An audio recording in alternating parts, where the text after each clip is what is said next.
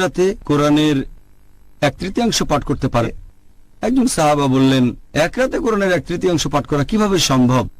নবী তখন বললেন, পড়ো কুল হুয়াল্লাহু আহাদ, মানে সূরা ইখলাস, অধ্যায় নম্বর 112, কারণ এটা কোরআনের 1/3। যদি আপনি পড়েন সূরা ইখলাস অধ্যায় নম্বর 112 আয়াত 1 থেকে 4, মাত্র 4টা আয়াত, এটা পড়লে ধরা হবে কোরআনের 1/3 পড়েছেন। আরও একটা হাদিস আছে মাসনাদ আহমেদে, খণ্ড নম্বর 3, পৃষ্ঠা নাম্বার 437। এই হাদিসটাকে সহিহ বলেছেন শেখ আলবানী তার সিলসিলা আল সাহিহাতে, হাদিস নাম্বার 589। আমাদের প্রিয় নবী মুহাম্মদ সাল্লাল্লাহু আলাইহি ওয়াসাল্লাম বলেছেন, যদি কেউ পাঠ করে সূরা ইখলাস 10 বার, সে নিজের জন্য বেহেশতে একটা ঘর নির্মাণ করল। যদি কেউ পাঠ করে সূরা ইখলাস কুল হুয়াল্লাহু আহাদ 10 বার, তাহলে সে বেহেশতে একটা ঘর পাবে।